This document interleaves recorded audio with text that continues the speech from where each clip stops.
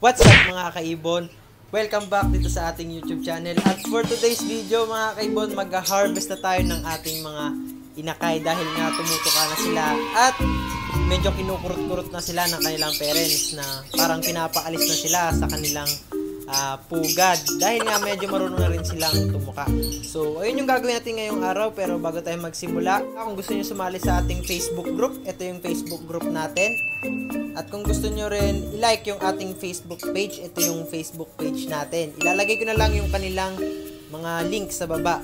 At gagawa rin ako ng ating group chat, so i-PM nyo ako. Ito yung aking Facebook kung gusto ninyong sumali.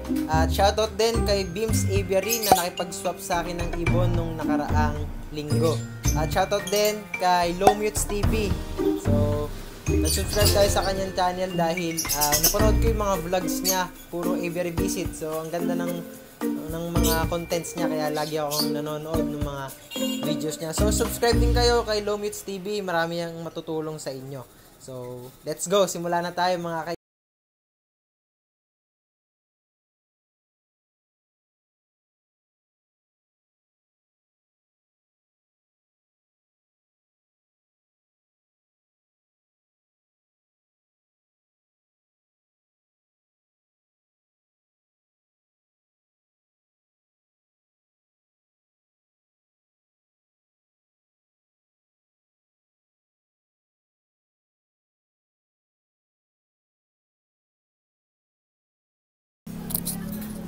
So bago tayo magsimula mga kaibon, no, i-update ko na lang muna kayo sa ating mga pairing, no.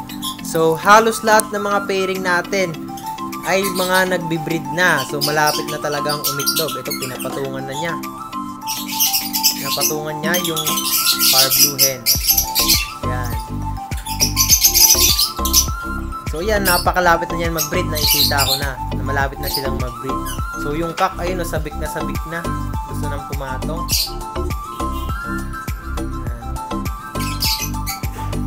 Nahabol niya yung hen eh. Dito lang kasi tayo, kaya medyo nai-istorbo. So dito naman mga kaibon sa ating Project RF Opa. So yung Green Opa Ewing Cock X Blue Post RF nagme-mate na rin. So dito naman sa ating back-to-back post pail, at yung cock na ito ay split opa. Sa tingin ko nangitlog na sila. So dito naman mga kaibon sa ating pail follow, pisa na yung itlog nila, pero mga kaibon walang visual. At yung dalawang itlog ng back-to-back opa nilipat na rin natin dito. Yan, dahil nga kasi itong back-to-back opa natin basal, nakita ko yung may crack na yung kanilang mga itlog, yung isang itlog, yung tatay binabakbak niya yung itlog, nangyari nadamay yung inakay, nagkasugat, so namatay. So parang napaaga yung paglabas, dapat siguro mga 1 day pa bago siya lalabas kasi sobrang late pa lang ng crack. Yung tatay ng back-to-back opa, kinutkot niya, kaya ayun, namatay yung inakay. Kaya ang ginawa ko mga kaibon, dito ko na nilipat, napisa na yung dalawa. Yung isa patay, dapat tatlo eh.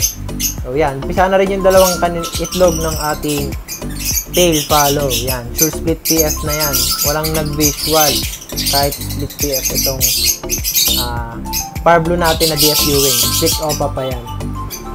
At mga kaibon, yung natatandaan nyo yung 1 week pa lang dito na nag-itlog agad. Nung sinilip natin, nung nag-vlog tayo, kinabukasan, hindi niya na nilimliman. Kaya may fertile pa namang isa. Kaya ang ginawa ko, nilipat ko na lang dito sa ating split opa at blue opa hen. So, ayun mga kaibon.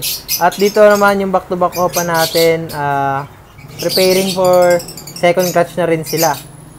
At dito naman mga kaibon, yung back-to-back green split PF natin, dito ko na nilagay dati, nandito sila. So, dito ko na nilagay. At nandito yung ating green opa at DF Bayou Par Blue hen na sex link. So, eto sila mga kaibon. Yan. So, ito yung green opa na pinost natin nung mga nakaraang buwan. Akala ko hen siya, pero nung medyo nagpapares na siya, puro hen ang pinaparisan niya. Ito, DF Bio Parblu Opa na sexting hen. Pati yung Parblu Opa Ewing hen na nakapost na, kaso nabenta na. Kaya dito natin siya pinares. So ayan siya mga kaibon, no. Buti hindi pa natin na outcock pala siya. Yan, diyan ka muna pinares kasi pinaparisan niya rin yan sa flight cage. At medyo banded pair na sila at sana mag-breed na rin sila. Mga next month siguro yan, tansyado ko mga kaibon. Yan. Dito naman yung ating back-to-back green split PF natin. Dito natin siya nilagay. Dati dito sila nakalagay eh. So dito na natin nilagay. At yan, nag-start na ulit silang mag-breed. Mga 2 weeks siguro mga kaibon, mag-iitlog na yan. Dito naman sa ating split PF, post PF na normal lang. Yan, lagi na rin sila nandyan at naghakot rin sila ng mga nesting materials nung nagbigay tayo. At ito ang ating project, Lutino Opa. So, malapit na rin to mga kaibon. Siguro mga next week or this month siguro magbe-breed na yan. Yeah. Ito naman mga kaibon ng ating, kaso hindi sila nakalabas mga kaibon. Basta ang nandito back-to-back Opa na Ewing, possible split PF parehas na may kapatid silang visual. At dito naman mga kaibon, yan, di ko akalain na mag-breed agad to. Yung hen dito ay buntis na. Parehas back-to-back possible split PF din to. Split Opa itong Parblu natin. So yung hen andito nag-iitlog na. Hindi na muna natin gagalawin dahil basal. Baka mamaya magtampo rin kagaya nung sinilip natin. So yan na muna natin, tapos hintayin natin mga 2 weeks pa para check natin kung may fertile. So yun mga kaibon, yung update sa ating mga alagang ibon. So pasensya na yung iba nasa loob ng nest box. Hindi ko muna sila ginagalaw dahil ayoko muna silang magulabog.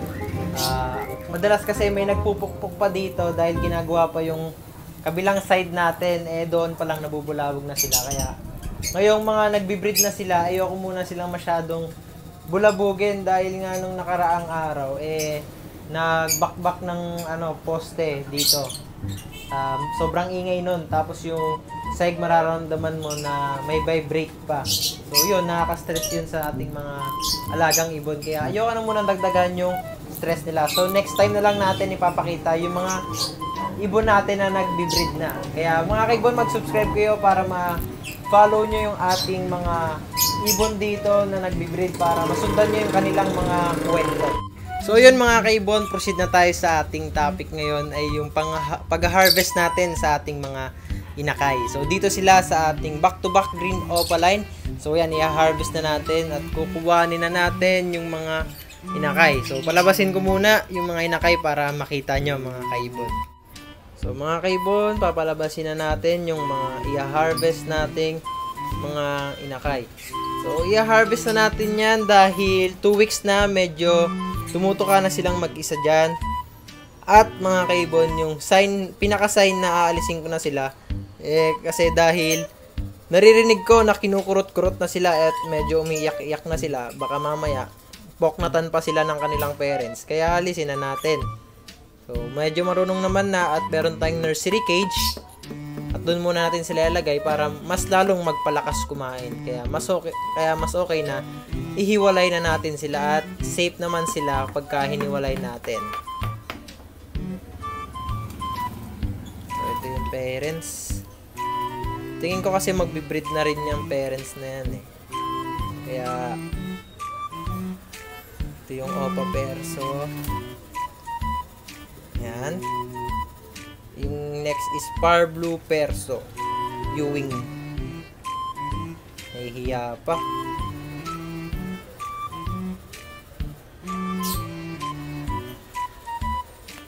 So kuhanin ko na para hindi na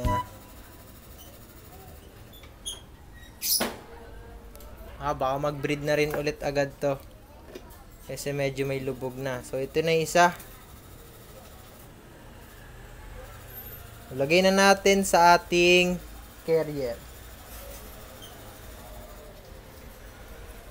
So yan, Harvest na natin.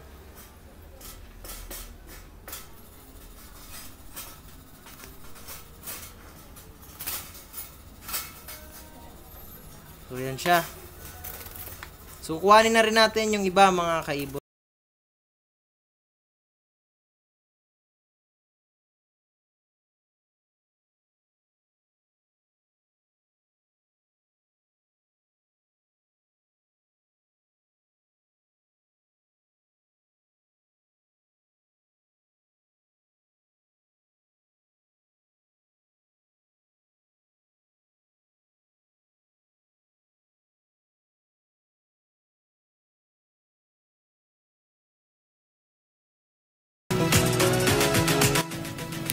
So, eto na mga kaibon yung mga na-harvest natin, no?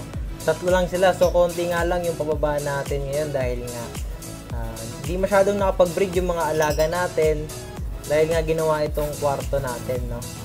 Yung ating aviary. So, okay lang din mga kaibon, no? Dahil at least meron tayong pababa. So, kung nagtataka kayo mga kaibon, back-to-back green opaline pero walang green opaline. So, meron dapat yung green opaline mga kaibon, no? Ang nangyari nga lang, nakalipad yung ating green opaline nung hawak ko siya. Yung tinitignan ko, yung ganda niya, saktong-sakto nakabukas pa yung pinto dito. So, yun, nakatakas siya mga kaibon. At anak talaga nila itong violet na to, itong back-to-back green opaline. Anak talaga nila yan. So, dapat nga tatlo yung opa natin.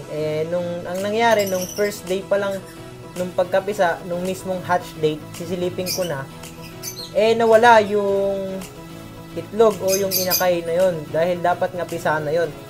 Alam ko na yon mga kaibon, matik yun, dinali yon ng butiki. So, yun, sayang. So, itong dalawang opa na to, opa perso, isa lang pala mga kaibon, yung isa dyan hindi opa.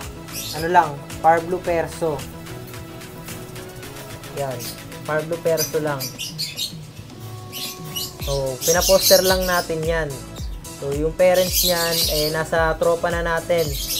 So, siya na yung nagbi-breed nun. So, bago natin maibigay sa ating tropa, nakapagpalabas na tayo ng opa perso. Hindi man siya sunog mga kaibon, pero masaya ako mga kaibon dahil na nakapagpalabas tayo ng opa perso. Kahit anong mangyari mga kaibon, opa perso pa rin yan. Pagagandahin na lang natin.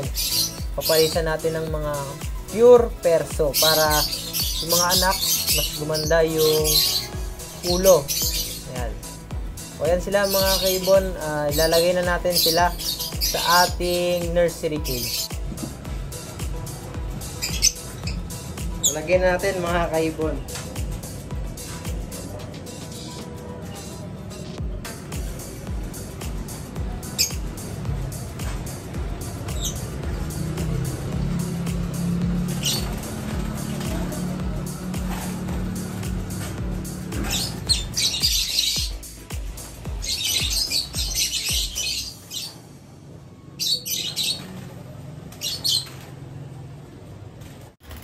So, yan sila mga kaibon, medyo makulit. Kasi nga naninibago sila. First time nilang mawalay sa kanilang mga parents. Ayan, maganda rin may nest box para di sila masyadong manibago. Parang ganun pa rin sa dating pwesto nila. Doon sila sa nest box. Yan. So, dyan muna sila mga kaibon dahil ito yung sana yung nursery cage natin. May mga matured pa, hindi pwede isama. O yan, maganda na dito katabi ng flight cage natin para nakakapag-socialize na sila. Para pag nilagay natin dito, hindi sila mabigla sa mga kasama nila. So yan, yung isa papasok mo sa nest box. O, yun yung opa perso natin, o. Okay, ganda mga kaibon, kahit dito solid pa, no? Yan, napakaganda mga kaibon. Sarap niyan titigan. So, pagagandahin pa natin yung opa perso natin. Bibili tayo ng pure perso. So, yun na muna mga kaibon sa ating video. Maraming salamat sa panonood nyo. At kung bago ka sa ating channel, syempre huwag mong kalimutan mag-subscribe para lagi kang ma-update sa ating mga videos. At sana medyo nakatulong itong video na to sa mga information na binigay ko sa inyo. So, yun lang mga kaibon. Yung shoutout natin next video na lang dahil hindi ako nakapaglista. So, pasensya na mga kaibon. So, comment lang yung mga gusto magpa-shoutout para dito tayo sa video kukuha ng mga shoutout. So, yun lang mga kaibon. Maraming salamat. God bless and peace.